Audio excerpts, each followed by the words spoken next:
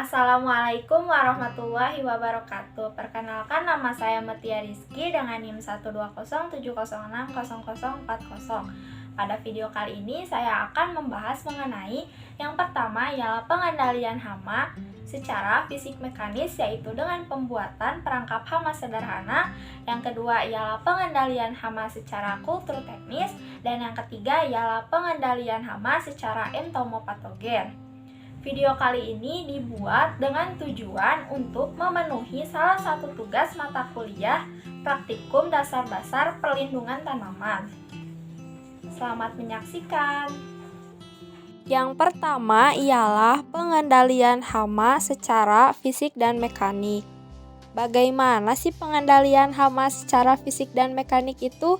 Mari kita simak penjelasannya. Pengendalian secara fisik adalah tindakan pengendalian hama yang menggunakan faktor fisik seperti menaikkan suhu dengan cara pembakaran, menurunkan suhu dengan penggenangan, solarisasi tanah, lampu perangkap, serta pengaturan cahaya dan suara. Pengendalian secara mekanis adalah tindakan mematikan hama secara langsung dengan menggunakan tangan atau alat. Pengendalian secara mekanis ini bertujuan untuk mematikan hama secara langsung, baik dengan hanya menggunakan tangan atau dengan menggunakan alat bantu lain.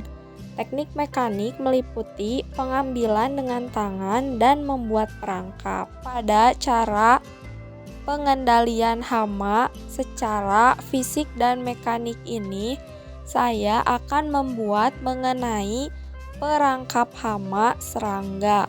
Teman-teman pasti penasaran nih, apa saja sih alat yang digunakan untuk membuat perangkap hama sederhana ini dan bagaimana ya caranya? Untuk alat dan bahan yang digunakan dalam pembuatan perangkap hama serangga ini yaitu yang pertama ialah botol, yang kedua cat berwarna kuning, yang ketiga tali rapia, dan yang keempat ialah lem tikus. Setelah kita mengetahui apa saja alat dan bahan yang digunakan dalam membuat perangkap hama serangga ini, marilah kita membuat dengan langkah-langkah sebagai berikut. Langkah yang pertama ialah cat berwarna kuning dimasukkan ke dalam botol. Selanjutnya, cat yang sudah dimasukkan ke dalam botol dikocok hingga menutupi seluruh permukaan botol. Langkah selanjutnya ialah lem tikus ditambahkan di bagian permukaan luar botol agar hama jenis serangga dapat terperangkap. Tahap yang terakhir ialah tali rapia diikatkan di atas botol agar mudah untuk dibawa, sehingga kita dapat memunculkan sebuah pertanyaan, yaitu mengapa serangga sangat menyukai warna kuning? Karena warna kuning itu terlihat oleh serangga seperti kumpulan daun-daun muda dan buah-buahan yang masak, sehingga warna kuning paling menarik serangga untuk hinggap ke tanaman. Diduga intensitas cahaya yang tinggi akan lebih mudah ditangkap oleh mata serangga seperti lalat. Yang selanjutnya ialah pengendalian secara kultur teknis atau cultural control, yaitu pengendalian OPT dengan cara mengelola lingkungan atau ekosistem sedemikian rupa sehingga ekosistem tersebut kurang cocok bagi kehidupan dan perkembangbiakan hama. Hal ini dapat mengurangi laju dari peningkatan populasi dan kerusakan tanaman, yang pada prinsipnya merupakan cara pengendalian dengan memanfaatkan lingkungan untuk menekan perkembangbiakan dari suatu hama. Beberapa hal yang perlu diperhatikan dalam pengendalian kultur teknis yaitu pengurangan kesesuaian ekosistem sanitasi, penghancuran atau modifikasi, inang dan habitat pengganti, pengerjaan tanah, pengolahan air, gangguan komunitas, penyediaan berkembangnya penyakit, pergiliran tanaman, kemudian ada perkiraan lahan dan penanaman serempak. Macam-macam pengendalian secara kultur teknis dapat dilakukan dengan cara sebagai berikut. Yang pertama ialah pola tanam, yaitu ada yang namanya dengan tanam serempak.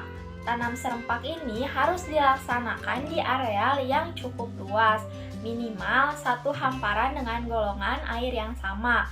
Tujuannya untuk membatasi perkembangbiakan serangga hama. Kemudian ada yang namanya dengan panen serempak. Pemanenan serempak dalam satu hamparan yang luas akan memperpendek masa ketersediaan makanan untuk hama. Dengan demikian akan menurunkan tingkat populasi hama di sekitar lahan. Panen berjalur atau strip farming, yaitu bercocok tanam untuk jalur memanjang.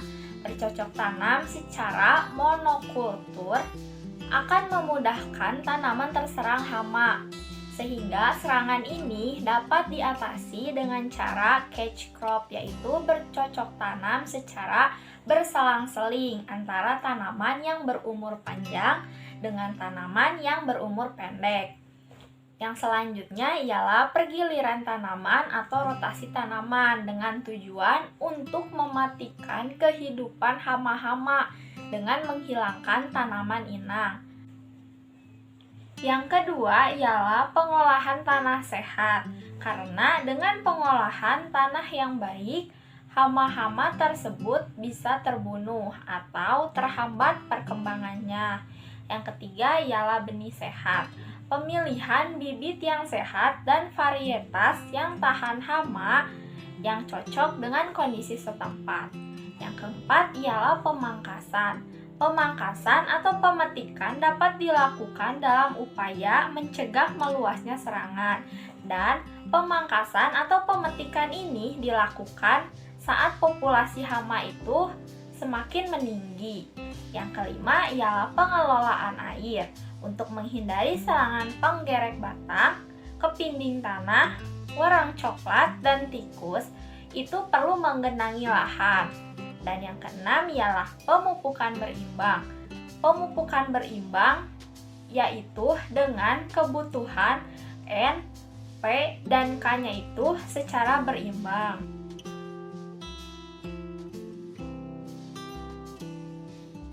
Bagaimana sih cara pengendalian hama thrips pada tanaman kacang hijau? Mari kita simak penjelasannya. Pengendalian secara kultur teknis yang pertama ialah dengan sanitasi lingkungan. Dititik beratkan pada kebersihan lingkungan sekitar pertanaman sebelum penanaman dimulai. Untuk serangga hama seperti thrips, tumbuhan inang yang berupa gulma tidak hanya menjadi sumber pakan saja, tetapi juga dapat menjadi sumber tempat tinggal dan tempat berlindungnya dari musuh alaminya. Kemudian praktik sanitasi seperti menghilangkan gulma, sisa tanaman tua, dan sisa-sisa tumbuhan merupakan langkah yang pertama untuk menekan populasi thrips serendah mungkin. Tanaman gulma yaitu seperti Mimosa pudica atau yang sering disebut dengan putri malu merupakan inang dari thrips sebelum tanaman budidaya ada di ekosistem pertanian.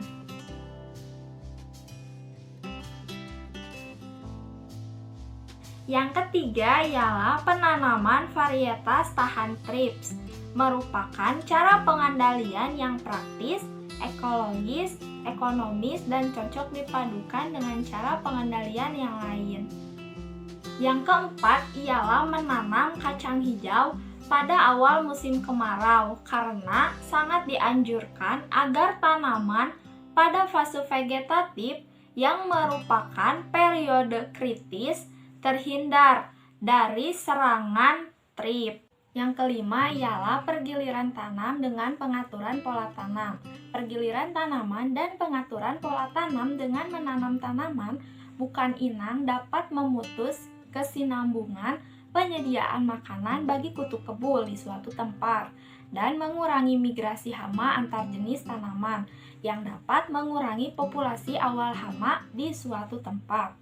Pengaturan pola tanam dengan tumpang sari juga dapat dilakukan untuk memanipulasi habitat dalam upaya mengendalikan kutu kebul. Pengendalian hayati merupakan suatu pemanfaatan mikroorganisme yang bertujuan untuk mengendalikan organisme pengganggu tanaman atau OPT. Agensia pengendali hayati yaitu setiap organisme yang meliputi semua jenis protozoa, serangga, bakteri, cendawan, dan virus, serta organisme lainnya. Kelompok entomopatogen yang dapat digunakan sebagai agen hayati adalah cendawan entomopatogen. Cendawan entomopatogen yang telah banyak digunakan untuk pengendalian serangga hama secara hayati adalah Beauveria bassiana dan Metarhizium anisopli. Cendawan-cendawan ini bersifat patogenik terhadap berbagai jenis serangga dengan kisaran inang yang luas.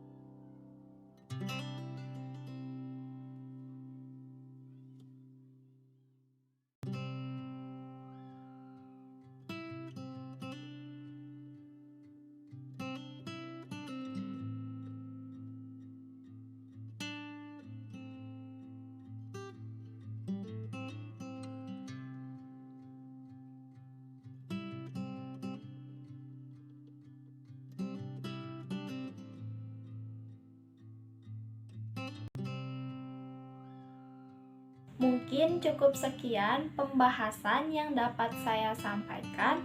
Mohon maaf bila banyak kesalahan. Wabillahi taufiq wal hidayah. Wassalamualaikum warahmatullahi wabarakatuh.